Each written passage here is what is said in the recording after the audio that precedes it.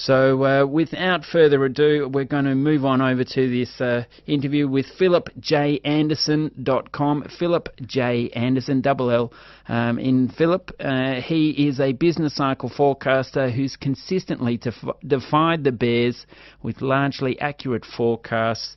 And it's nice to have someone on the show who can talk about things from a different perspective. You know, I'm very much a bear. I'm very pessimistic about the future of our current economic framework. Well, Phil Anderson has a different slant on it.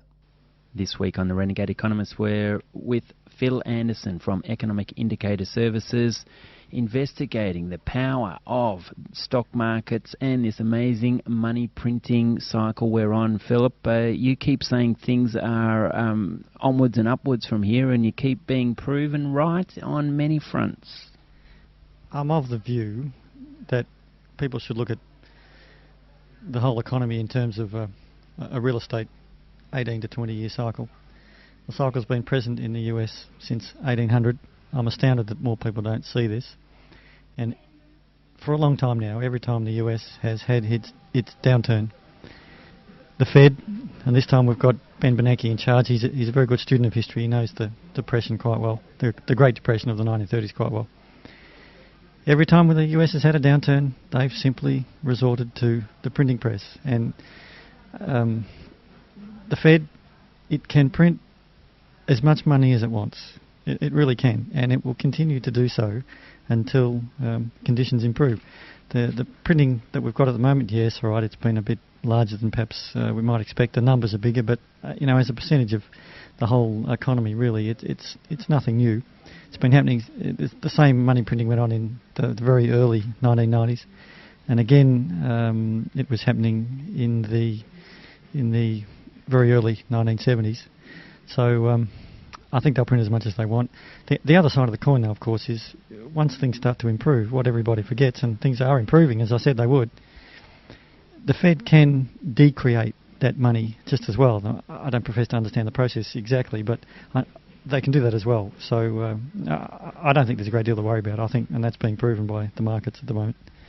But every time it's rumoured that QE may be ending, there is some sort of correction in the marketplace, and it just seems like the share market is going so well, but the rest of the real economy is struggling along. Oh, Carl, I'm not so sure about that. Yes, there's no doubt. It's clear there are a percentage of the US people, and as we know, everywhere around the world, that has, in some areas, a great deal of poverty and people struggling. There's no doubt about this, and in an ideal world, which, your listeners, I'd hope, would be familiar with the whole economics that you talk about. But leaving that aside, we know that there are great pockets of poverty, but overall, I happen to think generally the middle class in America and the middle class in many places, I think they're doing a little better than we think. And also, as regards US corporations, US corporations have an astounding amount of cash sitting on the balance sheet. I think the most they've probably ever had in the entire history of the US. I'm not saying that's always a good thing, and we know, of course, that US corporations can be heavily protected through government-granted licenses and the whole Congress bit, and yes, we know all that. But despite that, they do have a lot of cash sitting on their balance sheets. Apple themselves have 130 billion. Microsoft have something like 30 billion. Other corporations have similar amounts. It adds up at the moment to about 1.3 trillion sitting either mostly from these US corporations overseas, and they've got tax problems if they bring it back to the US, which they may or may not do, and the US may change those tax laws. But US corporations, as represented by the corporations on the stock exchange, they've never been so profitable. They have a lot of money sitting there, and I know there's Australia and other places, in the UK as well. When you put your money in the bank in the UK, as a deposit, the interest rate is 0. So there will come a time when some of that money is going to be better deployed. I also think you can see, if you can read the market okay, the US markets had a major low on November the 16th last year, and markets after that date have been on a tear upwards. The way I read the market, I happen to think that it was on November 16th and a couple of days afterwards that the ordinary mum and dad investors realised that they were beginning to miss the boat. They were able to see that what the Fed's been able to do, yes, it's printing great truckloads of money, but it has floated the system or refloated the system, and they came to realise after November 16, Greece is not going to default, the euro's not going to collapse, and as you know, Carl, I've been saying that for several years, and that's just history repeating, where people panic and they get worried about what's happening around the world, and they continue to read all the papers, when if you have a look at the system behind it, we've seen that at every real estate downturn where it's the same thing, where people panic and put their money back in cash, when really it's the time you should be bringing it out and making investments. I think after November 16, people in the US and around the world began to realise that they're behind the curve, they're missing the boat, and they should be back in the market. And that's the money starting to come back, and that's why the US markets are back pretty much at past all-time highs, back at 2007 levels, because things are improving. But if these major corporations have so many $1 billion on their books, and we've still got unemployment at around about 9% in America, it hasn't really flowed through to the people. There's money printing, it's gone in the stock exchange, boosted all the share prices of these companies. Why isn't this so-called trickle-down economics really filtering through? Oh, yes, I agree with that. I'm not suggesting we have by any means that we have a fantastic system. I don't think the system's fantastic at all. But I just try to read it from a point of view of an enclosed capitalist economy where the land rent is privatised and allowed to be tradable, and the banks can create credit on this enclosed value. That's the system we've got. And when the Fed prints money, it's designed to refloat the system. It's designed to save the banks. It's designed to put money back in corporations' hands, and it's designed to save Wall Street. I'm not saying that's a good process. I'd like to see it changed, but for the moment that's how the process is, and that's what I try to read. And it's exactly the same process that's been employed by Wall Street bankers and those in control in the US. It's been done every 18 to 20 years since 1800 in the US. What we've got at the moment is no different. In the beginning, it doesn't trickle down to those who should desperately be having, or those who can least afford it. But that's not what it's designed to do. And so the Fed and the Reserve banks worldwide, they will refloat the system. They'll continue to do that. The Fed will continue to print money. The Fed will continue to keep interest rates low enough until they see that the US economy in particular, can withstand the recovery of putting interest rates back up, which they've got to go back up at some point, and the US economy can withstand a withdrawal of the so-called money printing. They'll just keep going on that until things are fixed. So we've got the continual debt ceiling debates over there, and how they're going to pay off all this debt. I also see up here on your bookshelf, The Great Depression Ahead, Harry S. Dent Jr. Now, how is the demographic story going to tie in with the debt ceiling, with all these climate pressures coming through? There's a lot of stress on the system, and at the moment the resilience is being printed, not actually made. Oh, there's several things I could say about that. If you have a look at history and the way history repeats, after all the debt problems of the early 1970s, after the debt problems of the early 1990s, once things began improving and unemployment came down a bit and all the money printing stopped, people's focus changes. And when growth gets restored, people, they just have enough of austerity, and they have enough of all these packages that we're led to believe are beneficial for us, and they've just got to get on with their own lives and growing their business and earning more money and putting their kids through school, and things just start. I found when if history to repeat from here, things will improve, people's focus changes, and suddenly you'll find, I think people are discovering now, that the big huge debts that we've all got, people begin to feel that they're affordable again. The worry that people have changes, and they start looking forward to and they start to see that with the growth coming, that it's not such a problem after all, and then somehow some other problems seem to surface, which changes the focus. The second thing I wanted to say on that is demographics is a reasonable way of seeing trying to do some forecasting, but I don't think there's too many things to worry about as far as demographics go in the US. They'll change when they want more people in, they'll change their immigration laws, and you'll get more people coming in, which will mean more demand for houses and the rebuying of all the ones that when they created too many in the first place. The third thing I wanted to say about that as well is it comes from one of the all-time great stock market operators, William Gann, W.D. Gann, and when you read some of his books, and it's particularly in his book 45 Years in Wall Street, and it's on page 114. And Gann wrote this book back in 1948, I think, or thereabouts, late 1940s. He made the comment that after every 18 to 20 year downturn, which he described in his book, as I've done, as after every downturn in particular, one of two things happens in the US, and this has been a constant theme of history. The US will discover some new form of energy, or the US will continue with its integration of new technology and the development of all forms of technology to lower business costs, and that's been happening every 18 to 20 years. After every downturn, we've seen the same thing. In the US this time, possibly maybe first time in a long time, maybe not the first time ever, but certainly the first time in ages, first time in decades, we have the US facing the possibility of both. US energy costs are and will continue to do with this shale gas stuff, leaving aside the environmental concerns. Costs are going to lower dramatically. We are talking about a lowering of costs that might be anywhere between 50 to 60 to 70 to 80%. This is going to make US corporations competitive big time. To give you an idea of the difference, costs of gas in the US are coming down from $3 per whatever they measured in kilojoule or something like that.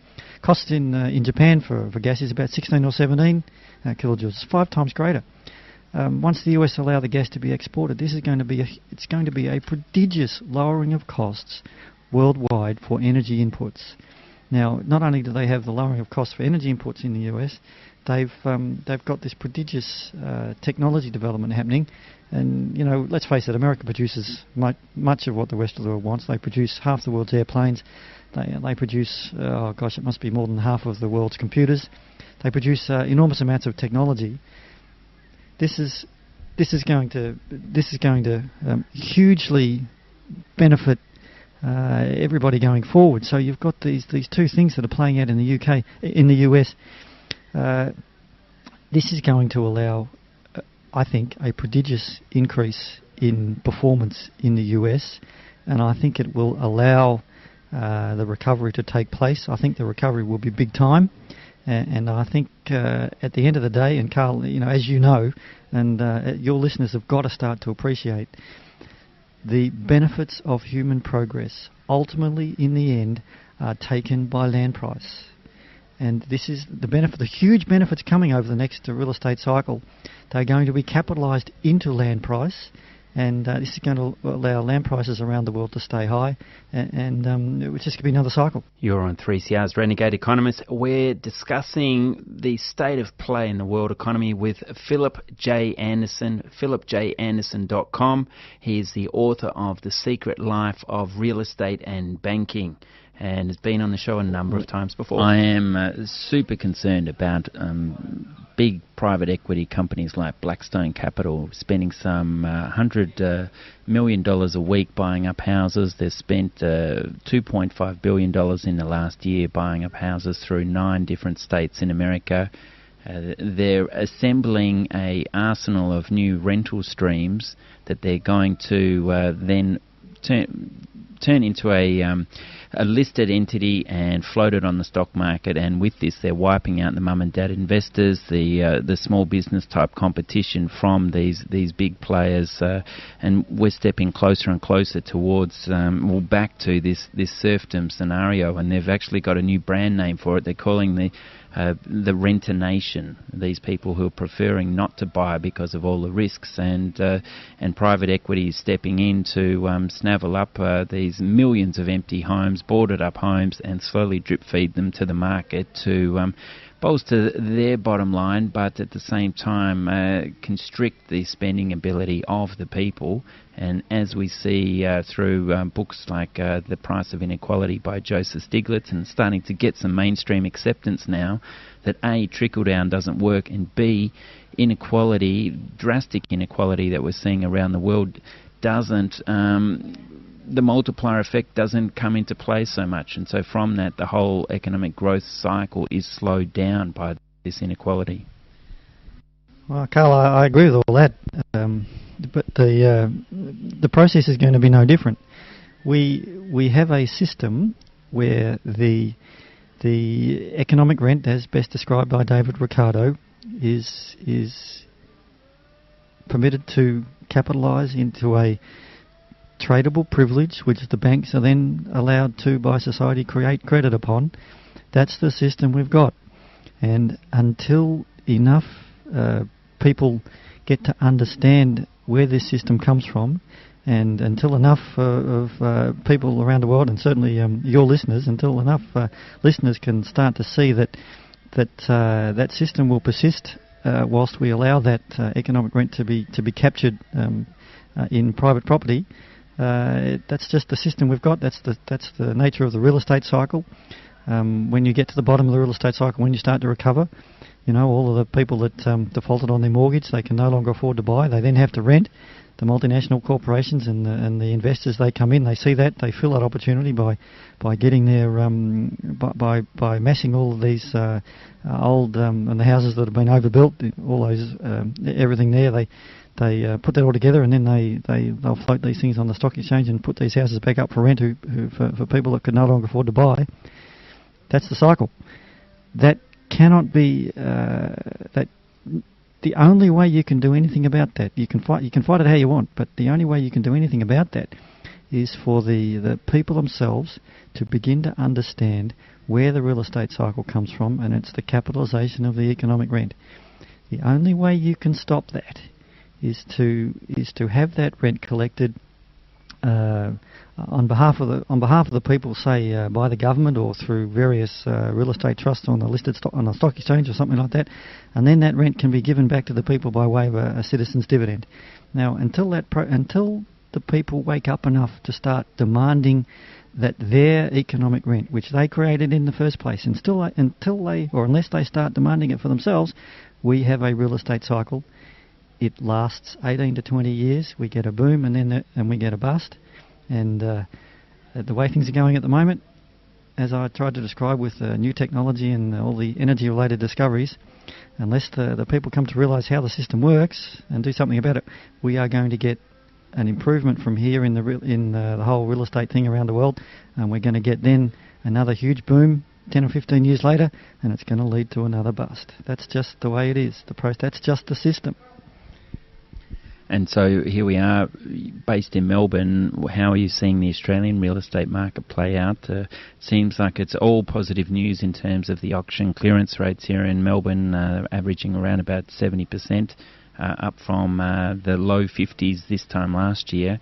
But yet we've got thousands upon thousands of apartments due to come through the system. We've got 97,000 hectares that has been rezoned residential over the last decade on the urban sprawl. The first homeowners have pretty well boycotted the market, down to 14.9% of all home loans last in the December month. So it is on a tightrope here, but it seems like that people have been told, it's onwards from here. Yes, well, all that's history repeating. I remember clearly in the very early 1970s when land prices had gone up so high, we had a bust after that because the developers could no longer afford it. Same thing happened in 1986-87 where land prices went up again so high, and then we had the bust. Land prices again been up far too high, and we've been due a bust. A couple of things I can say about that. Generally, Australia has the same cycle as the US does. It's the US that I've studied mainly. I found Australia to be about a year and a half behind the US. So I would say Australian real estate, I don't study it on a state-by-state basis, but as an homogenous around the country, probably another a year to go of sliding backwards in a way, and perhaps prices stable. But after that, I see things picking up once again. One of the reasons that's coming through, I think, is because of the whole commodity price wave thing, which has become obvious for people now, but 10, 15 years ago wasn't so obvious. I see commodity prices will be staying quite high. So generally it's just steady as she goes, really. And again, because the whole economic rent thing is capitalised into a price, we're just going to get another cycle, same as last time, same as time before that. You've just returned back from a big investor conference in the Middle East, and late last year you were flown over to Singapore to speak at a big government-sponsored conference about these very issues. So Singapore seems to be an interesting point in case, and seems like we need to spend a bit more time looking at how they do things over there. Yes, Singapore is an interesting place in the sense that Singapore is one of the few places in the world, Hong Kong do it as well, but particularly Singapore, where almost all of the land, I think, if not the whole lot of it, is leased to its citizens. So it's on a 99-year lease. That means that the Singapore government, by design, was created in 1965 from its birth, when it went to a non-English aligned. The Singaporeans and the Singapore government leases its land, which means they capture a part of, or a good deal of the economic rent. I think I have been forecasting, I'm on record as suggesting, I think within 50 years, I think Singapore will be one of the richest nations on earth, if not the richest. But that, even though Singapore does make steps or take steps to collect that economic rent, so for example, when new infrastructure goes in, and Singapore at the moment, the Singapore government are attempting to have an MRT or a subway station within 500 metres of everybody living in Singapore before long, all that stuff increases land value, and the Singapore government do claim some of that back, and then it goes into a sovereign wealth fund, which again Singapore have one of the largest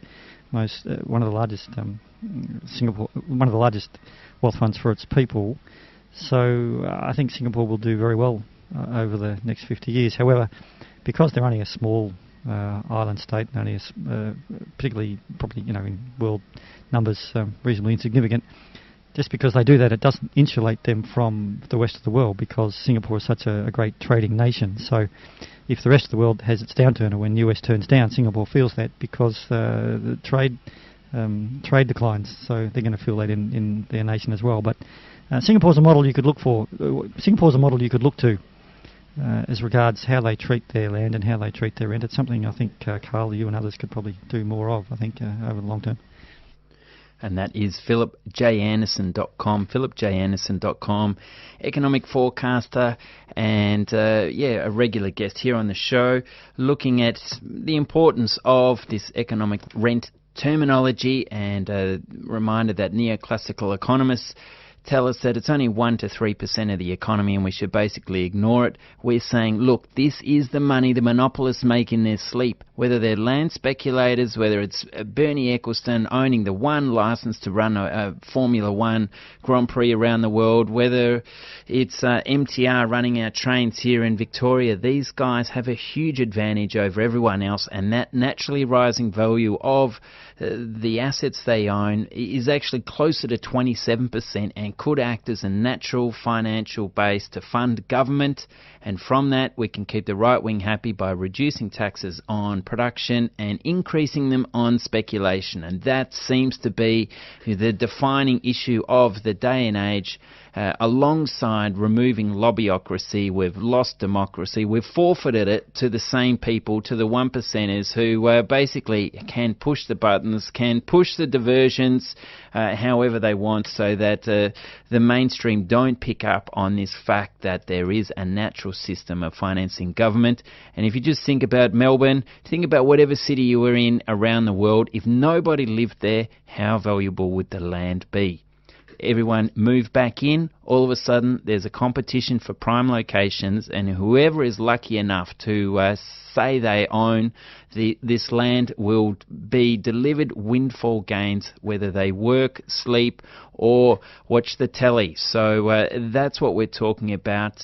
This is basically the source of simplicity for the modern day life. It does assist us on the sustainability path and the efficiency path. So I look forward to being with you here.